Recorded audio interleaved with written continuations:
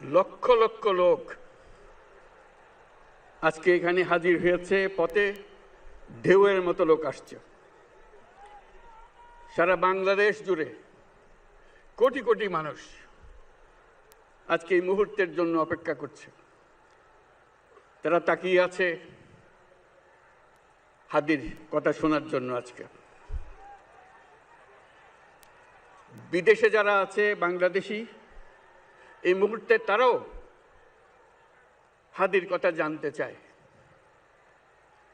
প্রিয় ওসমান হাদি, তোমাকে আমরা বিদায় দিতে আসি নাই এখানে। তুমি আমাদের বুকের ভেতরে আছো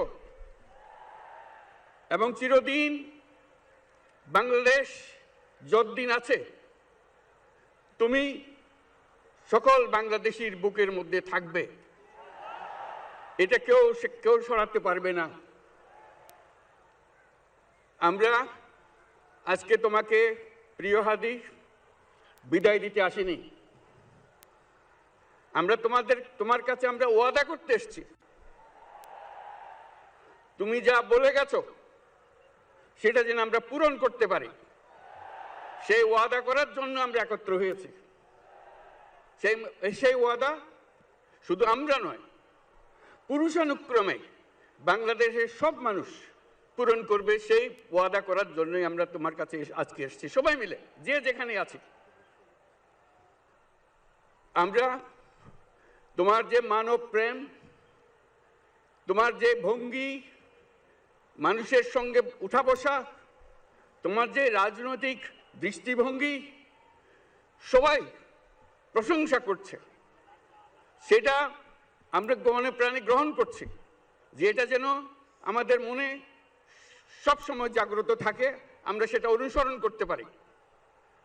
তুমি আমাদেরকে এমন এক মন্ত্র কানে দিয়ে গেছো, সেই মন্ত্র বাংলাদেশের কেউ কোনোদিন ভুলতে পারবে না এবং এই মন্ত্র চিরদিন আমাদের কানে বাজতে থাকবে।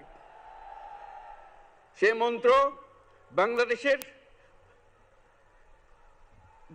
বড় মন্ত্র হয়ে আমাদের জাতির সঙ্গে সংযুক্ত থাকবে। তোমার মন্ত্র ছিল চলো বলবীর চির উন্নত মমশির। এই উন্নত মমশিরের যে মন্ত্র তুমি দিয়ে গেছো, সেটা বাংলাদেশি সন্তানের জন্মলগ্ন থেকে যতদিন সে বেঁচে থাকবে নিজের কাছে বলবে চল বলবীর চির উন্নত মমশির, আমাদের শির কখনো নত হবে না। সেই মন্ত্র তুমি আমাদেরকে দিয়ে গেছো, আমাদের সব কাজে সেটা আমরা প্রমাণ করব। আমরা দুনিয়ার সামনে মাথা উঁচু করে চলবো, কারো কাছে মাথা নত করব না। সেই মন্ত্র তুমি আমাদেরকে দিয়ে গেছো, আমরা সেটা পূরণ করে যাব। প্রিয় হাদি, তুমি নির্বাচনে অংশগ্রহণ করতে চেয়েছিলে এবং সেই নির্বাচনে অংশগ্রহণ করতে গিয়ে নির্বাচন কিভাবে করতে হয় তারও একটা প্রক্রিয়া জানিয়ে গেছে আমাদেরকে।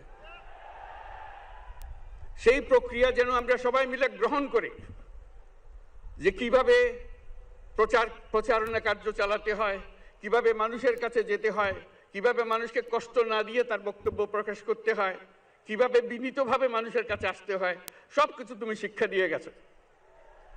আমরা এই শিক্ষা গ্রহণ করলাম, আমরা এই শিক্ষা চালু করতে চাই। আমরা সবাই আমাদের জীবনে আমাদের রাজনীতিকে এই পর্যায়ে নিয়ে আসতে চাই, যাতে হাদি আমাদের জীবনে স্পষ্টভাবে জাগ্রত থাকে।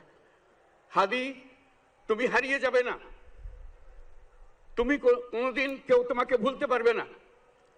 তুমি যুগ যুগ ধরে আমাদের সঙ্গে থাকবে, আমাদেরকে তোমার মন্ত্র পুনঃ পুনঃ মনে করিয়ে দেবে, আমরা তোমাকে মনে করিয়ে দেব চলবীর উন্নত মমশির। আমরা সেই মন্ত্র নিয়ে আজকে সামনের পথে এগিয়ে যাব। তোমাকে আমাদের সবার পক্ষ থেকে তোমার সঙ্গে ওয়াদা করলাম,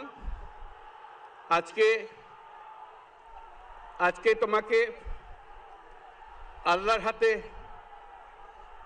আমানত রেখে গেলাম। আমরা সব সময় তোমার কথা স্মরণ রেখে জাতির